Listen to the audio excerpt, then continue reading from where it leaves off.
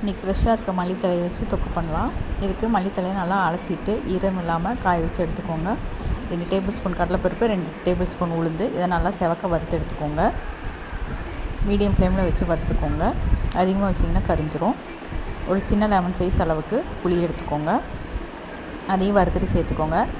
எல்லாமே வறுத்துட்டு சேர்த்தோன்னா தான் தொக்கு வந்து 1 வீக் வந்துட்டு கெடாமல் இருக்கும். 8லேருந்து 10 மிளகாய் சேர்த்துக்கோங்க. உங்களுக்கு காரத்துக்கு ஏற்ற மாதிரி கூட்டிக்கோங்க, குறைச்சிக்கோங்க. அதையும் வறுத்து எடுத்துருங்க. அடுத்து இதுக்கு வந்து தேவையான அளவுக்கு உப்பையும் எடுத்துக்கோங்க. உப்பு அந்த தலைக்கும் சேர்த்து மொத்தமாக போட்டு நீங்கள் வந்து வறுத்து எடுத்துக்கணும். ஏன்னா உப்பையும் வந்து வறுக்காமல் சேர்த்தோம் அப்படின்னா அதுவும் வந்து கெட்டுரும் தொக்கு. அதனால் வந்து உப்பையும் வறுத்து தான் ஆகணும். எல்லாத்தையும் ஒவ்வொன்றா வறுத்து அதை வந்து தனியாக ஆற வச்சுக்கோங்க. உப்பு வந்து வெடித்து பொரிஞ்சு வரும். அந்த ஸ்டேஜில் எடுத்துக்கோங்க. அப்போ வந்து கரெக்டாக இருக்கும். இது எல்லாமே சிம்மில் வச்சுக்கோங்க. ஆறுன எல்லாத்தையும் ஒன்றா சேர்த்து பவுடர் பண்ணிக்கலாம். ஃபுல் பவுடர் ஆகக்கூடாது. இதை வந்து விப்பரில் போட்டு எடுத்துக்கோங்க. பொடி கொஞ்சம் பரப்பரன்னு இருந்ததுனா தான் தொக்கு வந்து நல்லாயிருக்கும். இந்தளவுக்கு அரைச்சிக்கோங்க. இந்தளவுக்கு இருந்ததுன்னா தொக்கு கூட நம்ம மிக்ஸ் பண்ணுறதுக்கு கரெக்டாக இருக்கும். இந்த ஸ்டேஜ் பார்த்துக்கோங்க. இந்தளவுக்கு விப்பரில் மட்டும் போட்டுடுங்க. பொடியை தனியாக எடுத்து வச்சுக்கோங்க.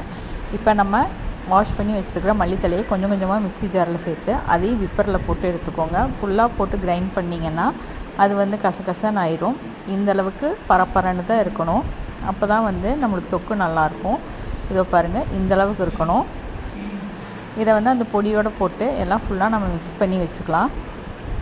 5லேருந்து 6 டேபிள் ஸ்பூன் அளவுக்கு நல்லெண்ணெயை காய்ச்சி எடுத்துக்கணும். கடலெண்ணெய் சேர்த்திங்கன்னா நல்லா இருக்காது. இது கம்ப்ளீட் வந்து நல்லெண்ணெய் தான் சேர்க்கணும். எண்ணெய் வந்து நல்லா ஆவி வர்ற அளவுக்கு சூடாகணும். எண்ணெய்க்குள்ளே நம்ம பொடியவோ இல்லை மல்லித்தலையவோ போட்டு மிக்ஸ் பண்ணினா நல்லா இருக்காது. அதனால் இதுக்குள்ளே தான் நம்ம எண்ணெயை ஊற்றி மிக்ஸ் பண்ணணும். அதை எண்ணெய் ஊற்றுறதுக்கு முன்னாடி நீங்கள் பொடியோட இந்த மல்லித்தலையை எல்லாத்தையும் இந்த மாதிரி நல்லா கலந்துருங்க. கொஞ்சம் பெருங்காயத்தூள் சேர்த்துக்கோங்க. அதையும் சேர்த்து நல்லா கலந்து வச்சுருங்க. இப்போ வந்து எண்ணெய் நல்லா சூடாயிருச்சு. இந்த ஸ்டேஜில் பொறுமையாக இந்த எண்ணெயை எடுத்து அந்த மிக்ஸ் மேலே அப்படியே ஊற்றணும். நீங்கள் எண்ணெய்க்குள்ளே அதை போட்டு வதக்கக்கூடாது. இந்த மாதிரி காய்ச்சின எண்ணெயை தான் இந்த மாதிரி தொக்கு மேலே ஊற்றி இந்த மாதிரி கலக்கணும்.